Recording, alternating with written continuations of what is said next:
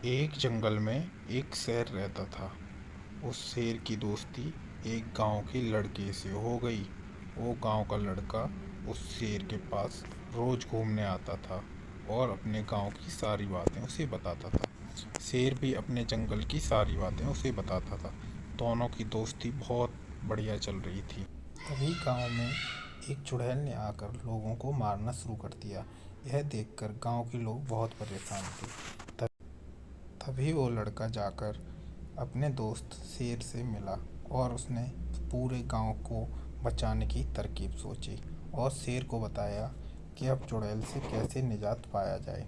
दोनों आपस में बात कर रहे थे, तभी शेर ने बोला कि कल रात मैं तुम्हारे गांव में आऊँगा और चुड़ैल को मार के पूरे गांव की रक्षा करूँगा और अपनी दोस्ती का फ़र्ज अदा करूँगा। तभी दोनों गांव की ओर निकल देते हैं और रास्ते में दोनों आपस में बातें करते हुए जा रहे होते हैं कि अब हमें गांव को कैसे बचाया जाए। तभी रात होने पर गांव के लोग आपस में बातें कर रहे होते हैं कि अब अगर चुड़ैल आएगी तो हम कैसे बचेंगे। कल ही हमारे पड़ोसी रामू को मार दिया गया है। तो अचानक से तभी दोनों आपस में बातें कर रहे होते। चुन्नू के पापा सुनते हो ना, हमारे बच्चे को बहुत डर लग रहा है। अब इससे कैसे, चुड़ैल से इसे कैसे बचाएंगे। अगर बाई चांस चुड़ैल आ गई तो क्या होगा। तभी अचानक से चुड़ैल आ जाती है और चुन्नू के पापा मदद के लिए गांव वालों को बुलाने चले जाते हैं। तभी चुड़ैल से चुन्नू की मम्मी बोलती है, हे चुड़ैल, मेरे बच्चे को मत मारो। चुड़ैल, सुनो ना, इसे मत मारो। पर ऐसा चुड़ैल नहीं मानता। तभी चुन्नू की मम्मी क्या होता है और चुन्नू दोनों वहाँ से भागने की सोच रहे होते हैं कि इस चुड़ैल से बचकर हम यहाँ से कैसे भागें। तभी चुन्नू के पापा और शेर अब बचाने के लिए वहाँ पे आने लगते हैं और जैसे ही शेर वहाँ पे आता है तो चुड़ैल को मारने की कोशिश करता है और चुड़ैल से बोलता है, हे चुड़ैल, इस गांव को छोड़ के चली जा, वरना मैं तुझे आज मार के ही छोड़ूंगा।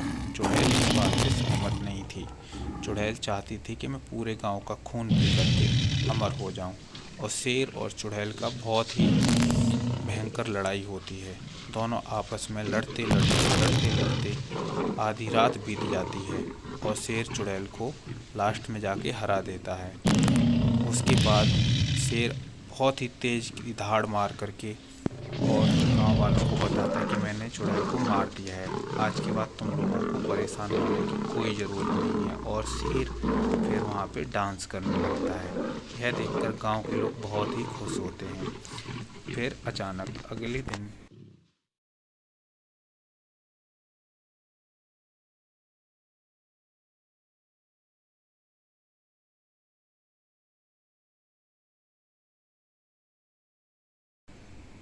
अगले दिन सुबह होने पर गांव के लोग अपने अपने कामों पर निकल जाते हैं और अपने अपना जीवन जैसा पहले जी रहे थे वैसा जीने लगते हैं।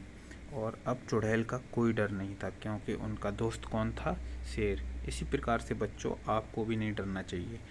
आपके जीवन में भी आपके माता पिता एक शेर की तरह ही बहादुर जो आपकी रक्षा करेंगे। धन्यवाद।